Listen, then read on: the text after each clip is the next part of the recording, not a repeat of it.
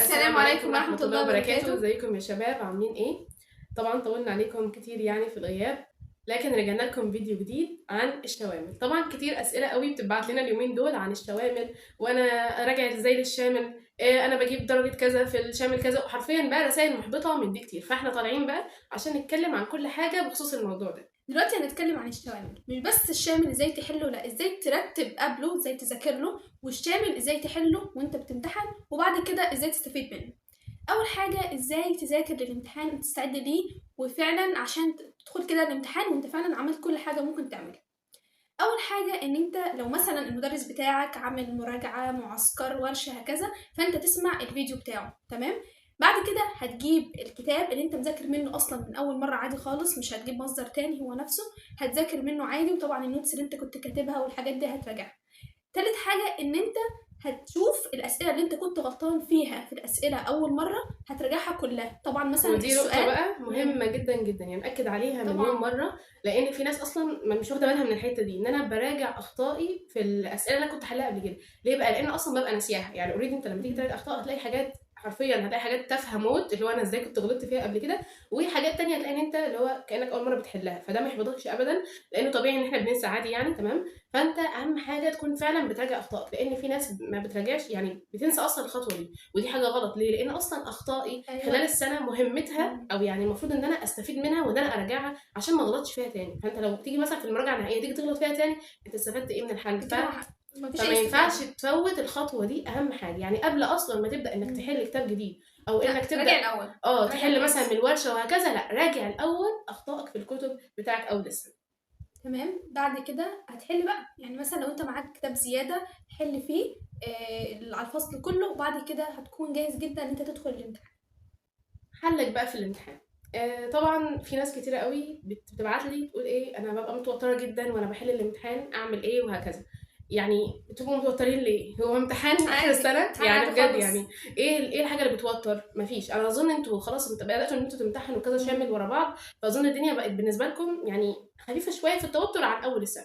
ما تحطش في دماغك الدرجه اللي هتجيبها، اللي هو ايا كانت الدرجه اللي هجيبها يا عم، انا اهم حاجه ان انا تتدرب عادي خالص. اهم حاجه ان انا اتعلم من اخطائي. تكون حاطط في دماغك ان انت داخل الشامل خلاص، انا عارف ان انا يعني مهمتي في الشامل ده ان انا هتعلم من اخطائي، ان انا هستفيد افكار جديده. اصلا انا معلش لو دخلت الامتحان قفلته او الشامل قفلته، انا ما استفدتش حاجه. يعني انا من وجهه نظري لما يكون الشامل صعب وانا طلعت منه بافكار جديده، احسن مليون مره لما يكون الشامل سهل وقفلته طبعا. يعني ده من وجهه نظري انا، وده طبعا الافضل، لان انا طول السنه بيبقى مهمتي ان انا بجمع افكار جديده وهكذا، عشان خاطر ان انا استفيد بيها في اخر السنه. لو جت الفكره دي في امتحان اخر السنه انت هتحلها صح، ده المكسب اصلا بالنسبه لي. انت لو مثلا اول شامل ده قفلته وبعدين، طب لا، انت لازم تاخد افكار عشان اخر السنه ده الامتحان المهم. فانتوا ما تفرحوش من الشوامل السهله واللي هو واو ده انا قفلت ومش عارف ايه، لا، انتوا افرحوا اصلا من الشوامل اللي بتبقى فعلا يعني تكسبك افكار جديده وتعلمك حاجات جديده. تمام.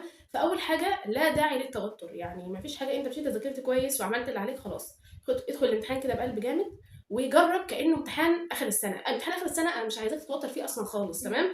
وبعدين هو مش امتحان اخر السنه كمان، ده يعتبر تدريب، فاللي هو يعني تتوتر على ايه اصلا؟ هو يعني حد هيحاسبك عليه او هيبقى بناء عليه مجموعه في اخر السنه وكده؟ لا، انت اصلا تبقى داخل حاطط كده في دماغك ان انا داخل عارف ان انا ممكن اغلط، بس الغلطه دي هتفيدني، الغلطه دي فكره جديده ممكن تجي لي اخر السنه واعرف احلها، فدي حاجه هتخفف توترك شويه. تمام.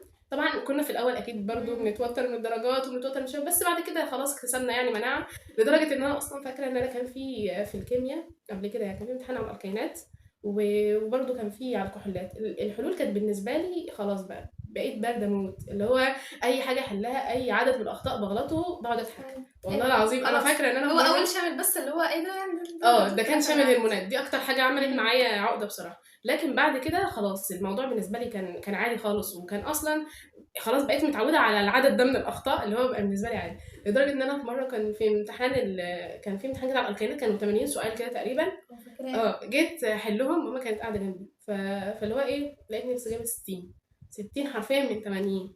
فاللي هو بتقول لي عملت ايه، فقلت لها عادي، اللي هو حلو 60، وقعدت اضحك بقى، اللي هو خلاص بقى بالنسبه لي عادي. طبعا ايدي وجعتني وقتها، قعدت اكتب بقى كل الاخطاء وكده، بس زي ما قلت لكم اللي هو خد الموضوع ببساطه. انا داخل اتعلم اكتر، وعلى فكره وقتها فرحت لان حرفيا كتبت كل الاسئله اللي انا غلطت فيها وتعلمت منها فعلا، كانت بالنسبه لي حاجات جديده، عشان كده ما كنتش زعلانه قوي وقتها ولا حاجه. تمام. بس ده كده بالنسبه لعدم التوتر، او انك يعني ما تخليش التوتر ياثر عليك في حلك في الشامل نفسه. تمام. تاني نقطة إن أنت لما تيجي تقرأ السؤال تقرأه مرة واثنين وثلاثة، لأن في كلمة بسيطة قوي أو حرف ممكن يغير أصلا الإجابة، فأنت لازم تقرأ السؤال كويس، ما تستعجلش يعني، وبرده الإجابات تقرأها كويس. تمام، السؤال عرفته خلاص حله، ما عرفتوش وقف معاك سيبه للآخر، يعني انجز كده وخلص الأسئلة اللي أنت عارفها، وبرده زي ما قلت لك لازم تركز فيها وأنت بتحل، ما تستعجلش. تمام، ده كحل. بعد كده بقى من اللي هو مش هتخلص الاسئله وخلاص وتسلم، لا طبعا انت راجع. لازم تراجع مره واتنين كمان، عشان في حاجات حرفيا مش بتاخد بالك منها غير لو انت بتراجع، ايه ده ازاي ما خدتش بالي من الكلمه دي، وهكذا. فانت لازم تحل بتركيز، زائد ان انت تراجع طبعا مره واتنين. خد بالك من الكلام كويس، لان فعلا بالذات الاحياء الكلمه بتغير حرفيا في الاجابه. طبعا وبرده في الفيزياء وحدات القياس بقى ومش عارف ايه والحاجات دي كلها، لا يعني. لازم تكون واخد بالك من كل حاجه انت بتقراها في السؤال. وزي ما دعاء قالت، اهم حاجه يعني في حته ان انت لو في سؤال صعب تعديه، ده اصلا حاجه بتدربك برضو على امتحان اخر السنه. انا برضو في امتحان اخر السنه بنمشي بنفس النظام ده. لو انا قابلني سؤال صعب عشان ما اخدش من وقتي، لا بعديه وبرجع له تاني في الاخر. احيانا بيبقى المخ في الاول لسه مش ريفريش يعني للاسئله، فبتيجي في الاخر بتكتشف الفكره يعني ممكن انت بتحل كده ده انا افتكرته فترجع تحله عادي. بالظبط. فالموضوع يعني امشي كده ببساطه وبسلاسه، يعني ده شامل عادي تدريب يا جماعه، يعني توتر على ايه اساسا. بعد كده درجه الشامل، انا جبت صفر. يعني اقولها لكم ازاي جبت صفر. يعني بصوا، هو طبعا الاخطاء هنقسمها دلوقتي لثلاث حاجات، لكن عايزه اقول لكم اول حاجه ان انا الدرجات دي مش مقياس ابدا لامتحان اخر السنه. تمام، يعني انا ناس كتير اعرفها ان هي دايما بتقفل ومش عارفه تاخد جوائز وبتاع. انت بتقيس مستواك على طول السنه، انت حليت وذاكرت ورجعت 5-6 مرات، انما انت لسه في اول شامل اصلا، وانت لسه ذاكرت الحاجه مره او مرتين بس، فاللي هو اكيد ده مش زي ده. بالظبط. فانت ما تحطش اللي هو ايه ده انا جبت امتحان كذا وانا كده خلاص هبقى اخر السنه مش هجيب حاجه. لا، هي مش مقياس، لكن هي ممكن تكون مقياس لحاجه معينه لو هي فعلا اقل من اللازم. اللي هو مش لدرجه ان مثلا ايه تجيب اقل من النص. لو فضلت على المستوى ده طول السنه اقل من نص لا، يبقى في مشكله. تمام، لكن انا بتكلم على الرينج اللي هو مثلا ايه ناقص 10 من 10 15 درجه، اللي هو الرينج ده. تمام، لكن لما تلاقي نفسك لا الدرجات بتكون قليله اللي هو الاوفر، تمام، ومستمره معاك بالطريقه دي. 15 ده طبعا مش طول السنه، يعني مش طول السنه برضه، ممكن اول شامل او 2 بس، اللي هو في الاول قوي بس، انما بعد كده بقى تبدا تقلل من اخطائك طبعا. بس في شوامل بتيجي تحلها في الاخر برضو احيانا بتعدي عادي، يعني ما يبقاش ده مستواك الطبيعي، يعني اللي هو على طول، لا ممكن مرتين كده في خلال السنه، انما مش على طول تبقى كده. بالظبط. لكن لما تلاقي نفسك بقى لا ده الموضوع زاد عن كده، يبقى لا في مشكله فعلا، سواء بقى انت مثلا مش فاهم اصلا الدرس كويس، سواء انت مش مذاكره كويس وهكذا. يعني اكيد في مشكله في الشرح نفسه، او فهمك للدرس نفسه، او حلك عليه مثلا ما كانش كويس، حلك ما كانش كتير، ما اتعلمتش من اخطائك كويس وهكذا. تمام، هنبدا دلوقتي نتكلم عن ايه بقى، عن الاخطاء. يبقى انا مهمتي بعد ما خلاص عرفت درجه الشامل ايا كانت الدرجه، يلا بسرعه نشوف ايه اخطائنا بقى. انا دلوقتي غلطت ليه اصلا من الشامل. بالظبط. احنا هنقسمها لثلاث حاجات. اول حاجه ان انت مثلا تكون حالات السؤال يعني انت مش فاكره اصلا، يعني هو انت عارف ان هو موجود في الكتاب، وعارف ان هو موجود بالمعلومه اللي هو مباشره جدا، بس انت مش فاكرها. يبقى السؤال ده تستفيد منه بايه؟ ان انت اصلا ما ذاكرتش كويس، يعني انت المفروض كنت تركز اكتر في المذاكره، يبقى انت عندك نقص معلومات في الحته دي، فانت ترجع تاني بعد ما تخلص الشامل تراجع الجزئيه دي، لان انت النقص من عندك انت مش من حاجه تانية. تاني حاجه بقى، لما تكون اصلا الفكره دي لما بقى المدرس يحلها بقى قدامك حاسس ان هي عدت عليه قبل كده، لكن يعني ما كنتش فاكرها قوي. تمام، فبالنسبه للحته دي بقى يبقى في مشكله انك اصلا ما راجعتش اخطائك. عشان كده بقول ان لازم تكون اصلا مراجع اخطائك قبل ما تحل الشامل. ليه؟ لان احيانا الفكره زي ما قلت لكم يعني بتتنسى. تمام، فانت لو كنت مراجعها كان زمانك حلتها كويس. فدي طبعا حاجه بنأكد عليها ل 200 مليون مره، ان احنا لازم نراجع اخطائنا، عشان خاطر دي خطوه مهمه جدا جدا في ان انا يعني مش عايزه اكرر الغلطه تاني. تمام، لان برضو المنهج مش مقتصر على المنهج اللي هو الكتاب، في افكار انت بتكتسبها من الاسئله مش هتلاقيها اصلا في الكتاب. يعني فكره مثلا سؤال هي ممكن معلومات كتير يعني معلوماتها موجوده في الشرح، بس كفكره ازاي تحلها مش هتعرف تحلها غير لما تحل السؤال ده اصلا قبل كده. فلازم تراجع الاخطاء طبعا. فاي فكره طبعا كانت مقابلاك بقى، سواء بقى تقابلك الايام دي ايام المراجعه وهكذا، لازم تكتبها في مصدر الشرح اللي انت بتذاكر منه، عشان دايما وانت بتراجع تراجع نفس الحاجه دي، عشان ما تنساش الفكره دي. تمام. طيب تالت حاجه بقى، ودي الحاجه اللي هو اصلا فايده الشامل، اللي اصلا الشامل معمول عشانها. تمام، ان انا ايه بقى، ان انا لقيت فكره جديده حرفيا اول مره دي تعدي كنز عليا، بقى، دي كنز الشامل. ده انت كده فل الفل. بص لو غلطت 20 سؤال، بس ال 20 سؤال فعلا فعلا، هي طبعا ما بتبقاش 20 يعني، برضه ما نضحكش على بعض يعني، انا بضرب مثل يعني، مثلا 20 سؤال والافكار كلها جديده وانا خلاص يعني فعلا الافكار دي ما عدتش عليا قبل كده، تمام بامانه، يبقى كده تمام قوي وعاش قوي. انا دلوقتي همسك الكشكول بقى، او مش الكشكول، همسك المصدر اللي انا كنت بذاكر منه اول السنه، وابدا ان انا بقى ايه، انقل الافكار الجديده دي فيه، بحيث ان انا خلاص انا كده اكتسبت وفعلا اتعلمت من الشامل.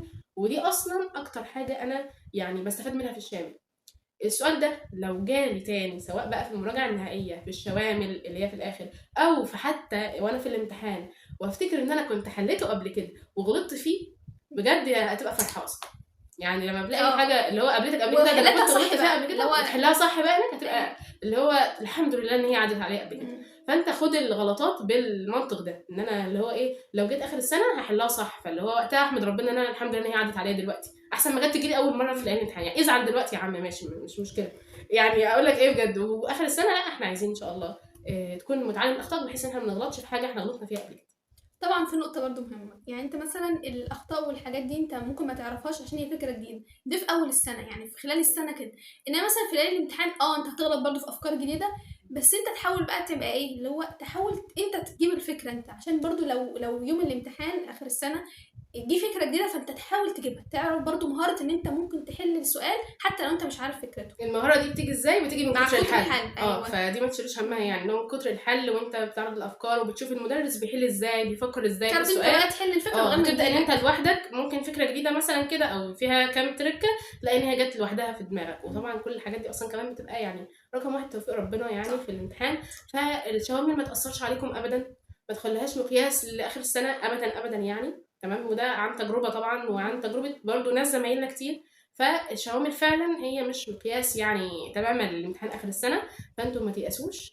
واهم حاجه زي ما قلت لكم تعلموا من اخطائكم. وطبعا في نقطة مهمة جدا عايزاكم تعرفوها من دلوقتي، ان مش شرط ان اللي بيجيب مجموع اخر السنة يبقى هو خلاص في الشوامل كلها بيجيب درجات نهائية، لا طبعا، بينقص كتير عادي، ممكن مرة يجيب مجموع عالي تمام، ممكن مرة ينقص كتير، ممكن مرة وسط، وهكذا، لان زي ما قلت لكم ان هو بيتعلم اصلا خلال السنة. اهم حاجة امتحان اخر السنة بقى بيبقى محصلة كل الشوامل دي، محصلة كل اللي انت حليته وذاكرته، مش مجرد درجة شامل وخلاص. بالظبط. وبرده عايزه اقول لكم احنا اهو في كليه، خلاص دخلنا الكليه وبرده بنغلط وبنغلط كتير حرفيا احيانا بحل مثلا 50 سؤال نفسي غلطت في نص الاسئله اصلا، بس خلاص بقى بقيت مسستمه دماغي ان انا السؤال الغلط اتعلم منه واخد الفكره منه وخلاص، اللي هو خلاص بقى الموضوع بالنسبه لي بقى اللي هو انا مسستمه دماغي على كده، وما عادش الموضوع ده بيأثر عليا اساسا. بس فانتم خليكم كده طول السنه، لان لسه يعني لسه الموضوع ماشي معاكم طويل، ولسه شوامل بقى، وهتيجي تقولي لي في الشوامل تاني. انا دلوقتي مش حتى على فكرة في شوامل اللي هو قبل اللي هي في المراجعه النهائيه دي برضه هتنقصوا عادي. هتنقصوا. فاكره شامل اللي حلناه اللي هو بتاع بيان ده، كان في ليله الامتحان العربي، ايوه كنا نقصنا 14 درجه، فعادي يعني تمام. فالموضوع يعني مش هتفضل اصلا تغلط لحد ليله الامتحان، فده عادي جدا.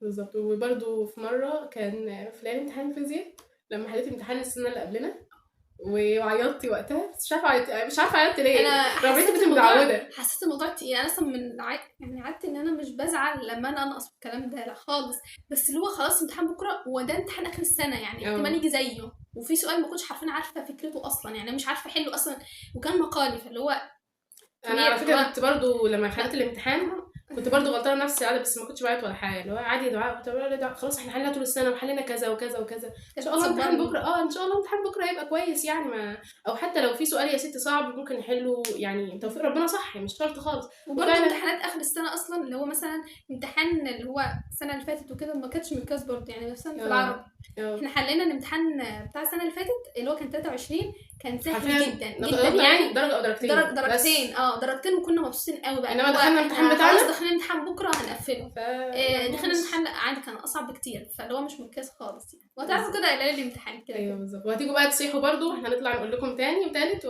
مع بعض يعني، هنزهقكم ان شاء الله. وبس كده، اتمنى تكونوا استفدتوا من الفيديو يعني، طلعتوا وان شاء الله تكونوا فعلا يأثر فيكم، اللي هو خلاص ما عادش تيجوا تصيحوا من الشوامل. وبس كده، شيروا بقى الفيديو لزمايلكم عشان كتير هتلاقيه برضو زيكم بيصيحوا كده من الموضوع ده. ما تنسوش تعملوا لايك واشتراك في القناه وتدعوا لنا، ومع السلامه.